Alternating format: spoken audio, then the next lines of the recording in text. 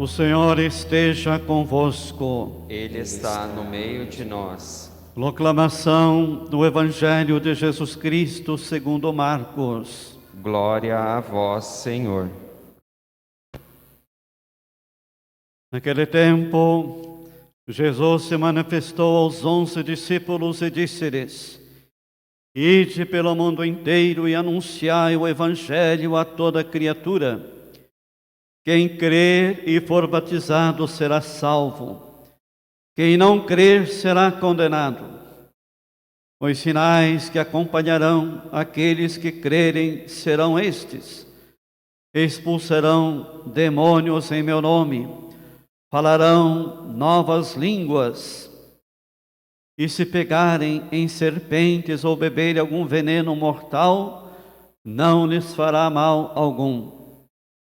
Quando impuserem as mãos sobre os doentes, eles ficarão curados. Depois de falar com os discípulos, o Senhor foi levado ao céu e sentou-se à direita de Deus. Os discípulos então saíram e pregaram por toda parte. O Senhor os ajudava e confirmava sua palavra por meio dos sinais que a acompanhavam. Palavra da salvação. Glória a vós, Senhor. Podemos estar assentados por um momento. Queridos irmãos e irmãs, hoje nós celebramos esta solenidade da ascensão do Senhor aos céus. Jesus é elevado aos céus. Nestas 6 semanas que nós celebramos, Jesus ressuscitado se manifestou aos seus discípulos, comendo com eles, caminhando com eles, dando provas de que realmente ele esteve morto, mas ressuscitou, está vivo, presente na vida da igreja, na vida da comunidade. Então, essas 6 semanas que já vivenciamos, também para nós foi uma grande catequese, que nos reforçou a nossa fé, a nossa esperança no Cristo vencedor, no Cristo ressuscitado. E hoje é a culminância da sua vida, da sua ressurreição. Ele volta para junto de Deus. Mas é uma volta que não significa que ele deixará a comunidade órfã, a comunidade ausente da sua presença. Não, ele volta para Deus. E esta sua volta, nesta sua volta, ele realiza aquilo que ele mesmo prometeu,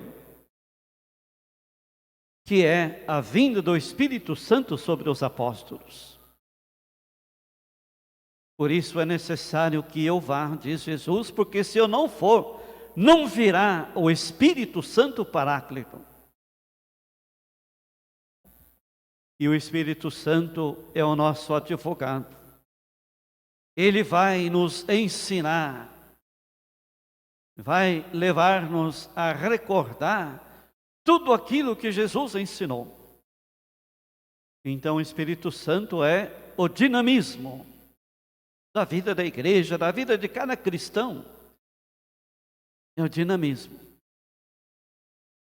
É a força propulsora que nos leva cada vez mais a assumir a missão.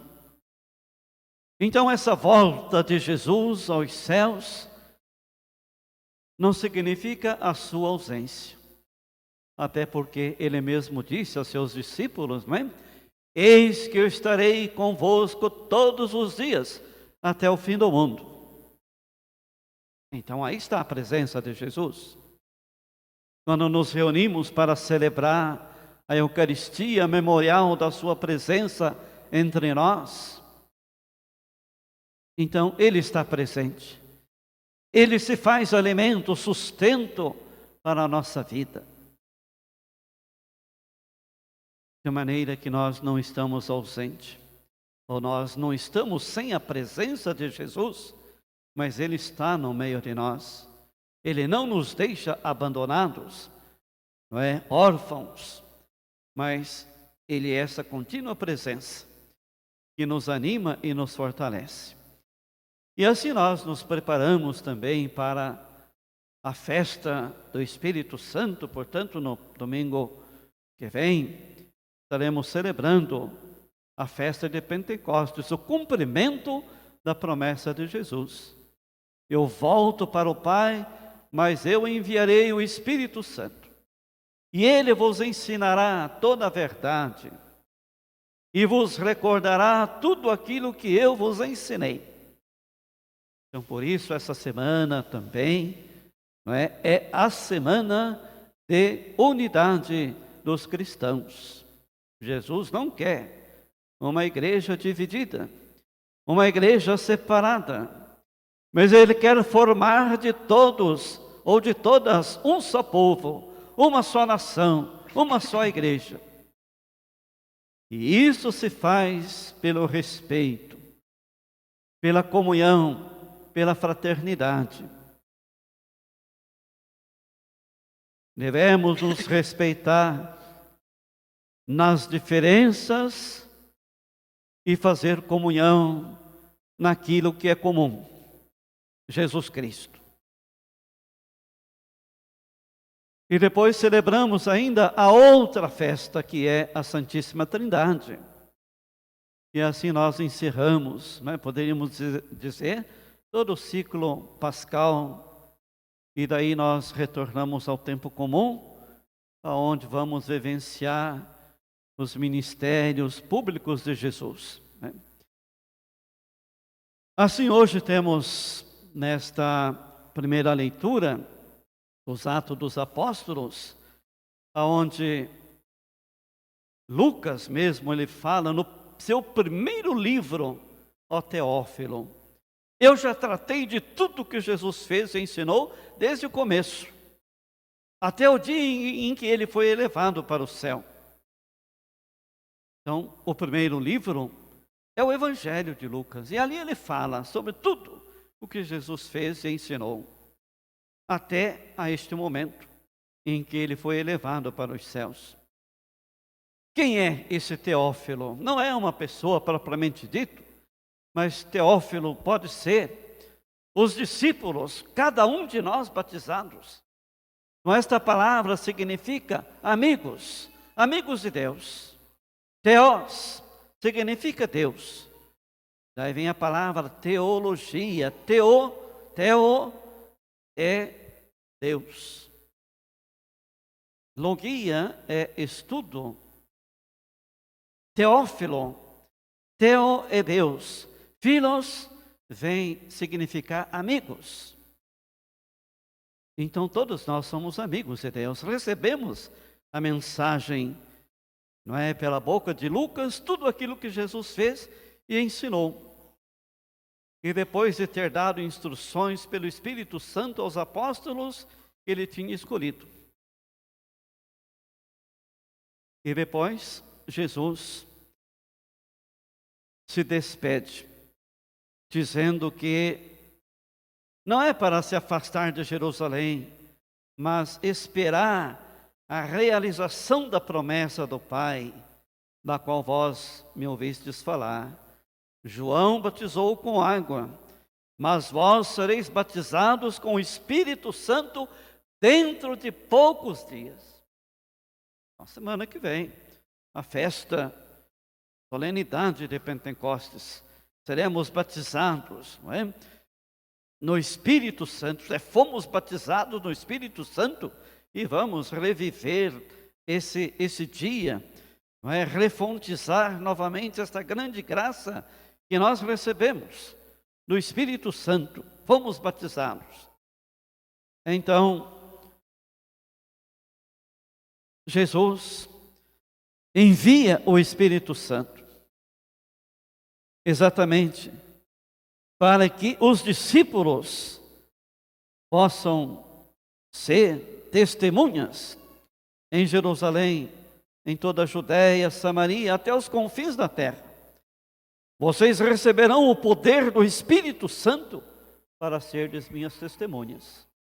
Então, quando ele fala em Jerusalém, Judéia, Samaria, até os confins da terra, é um testemunho universal. A igreja universal, a igreja católica. Não, universal significa isso, católica, a igreja do mundo inteiro. Vocês serão minhas testemunhas, pela força e ação do Espírito Santo. Então, poderíamos assim dizer, Jesus volta para o céu, mas, ao mesmo tempo, inicia a missão da igreja. Porque agora somos nós que devemos continuar a obra de Jesus, sempre iluminados, fortalecidos pela ação do Espírito Santo. Por isso, então, cada batizado, cada cristão, evidentemente, é um testemunho de Jesus, deve continuar a obra, realizar tudo aquilo que ele realizou. E depois de ter dito isso, Jesus foi elevado aos céus à vista deles. Uma nuvem o encobriu, de forma que os olhos dos discípulos já não podiam mais ver. Mas os apóstolos continuavam olhando para o céu, enquanto Jesus subia. E aí apareceram 2 homens vestidos de branco. É aqueles mesmos que, quando na madrugada foram ao túmulo de Jesus, ainda estava escuro, mas elas foram lá e estes 2 homens vestidos de branco disseram a elas: por que vocês procuram entre os mortos aquele que está vivo? Ele ressuscitou, ele não está aqui. Ide contar aos meus irmãos que lá na Galileia eles me verão.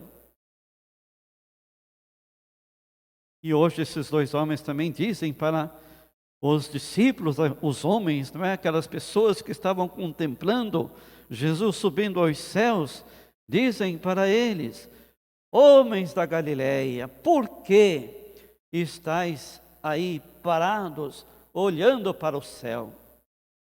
O cristão não pode estar parado.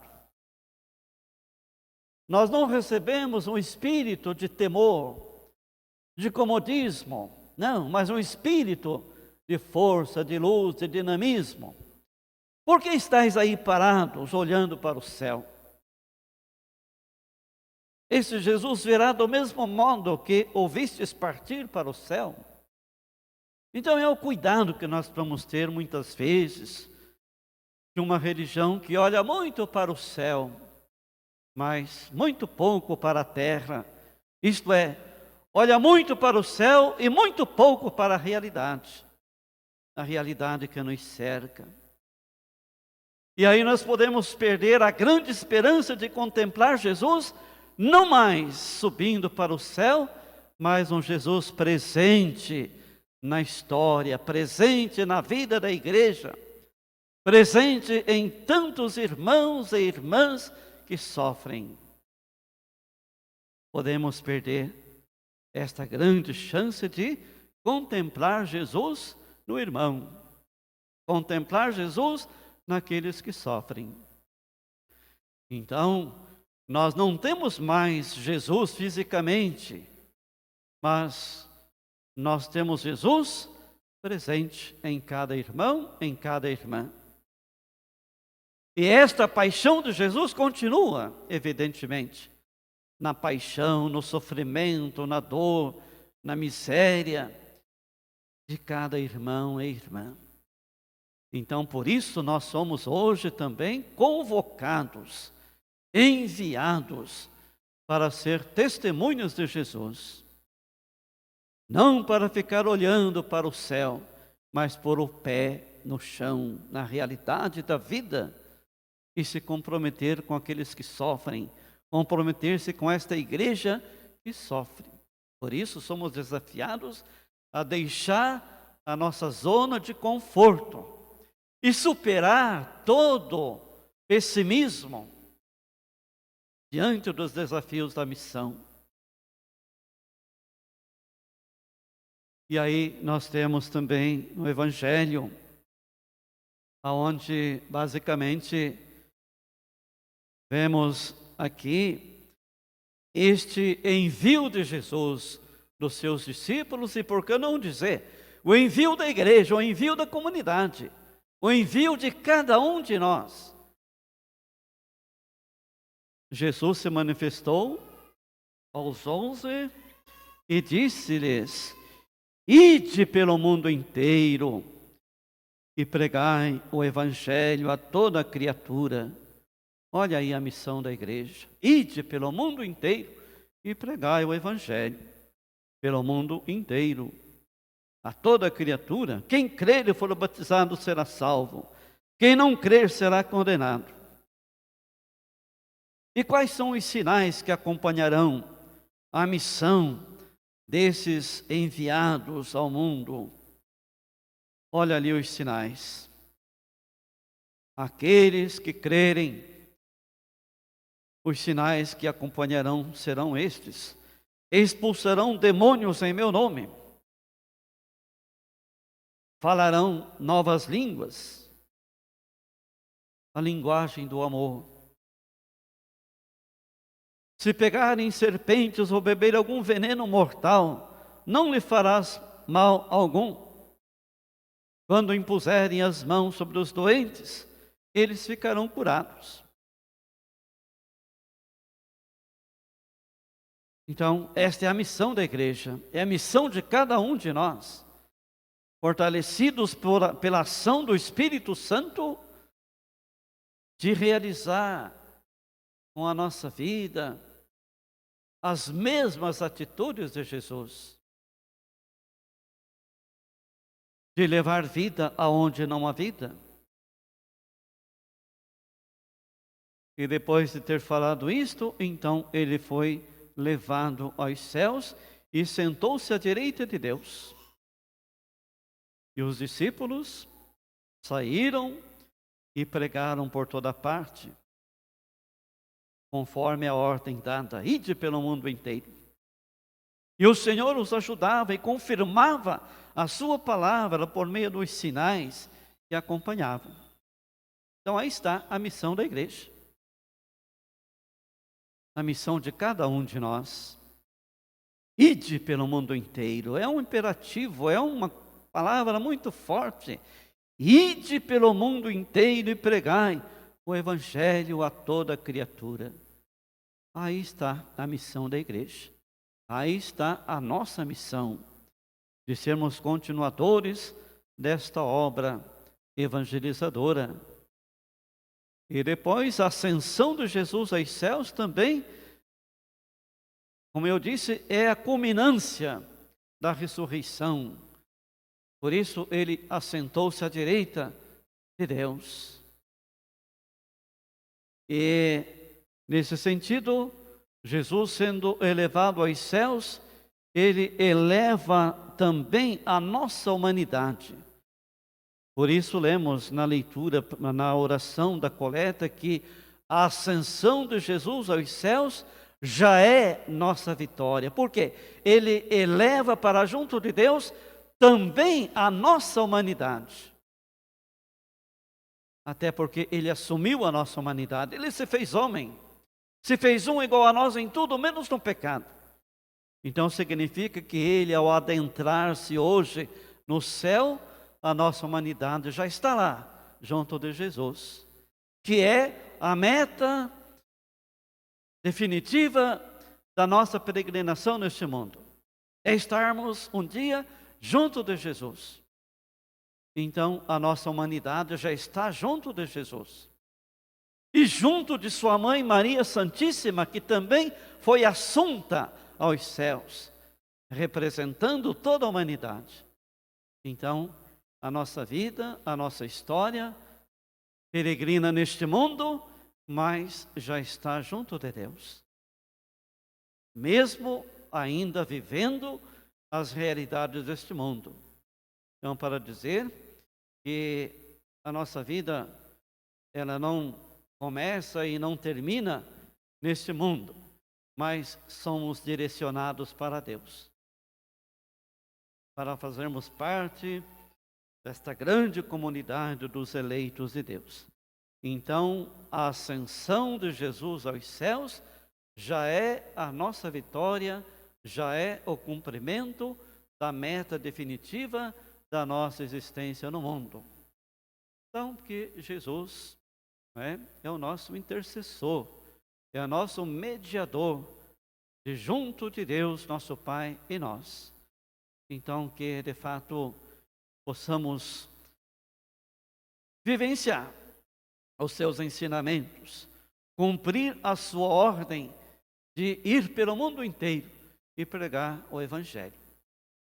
Porque ser cristão, ser batizado, é ser missionário. Portanto, uma igreja missionária, uma igreja discípula de Jesus, nosso Mestre. Então, que ela nos ajude a superar todo o medo, todo o fechamento e colocar a nossa fé, a nossa esperança neste Jesus ressuscitado, assunto e elevado aos céus, mas ao mesmo tempo presente, nos animando e nos fortalecendo, seja qual for as dificuldades. Nós não estamos sozinhos. Ele está conosco, porque com Ele nós já somos vitoriosos, porque a nossa humanidade está junto dele no céu.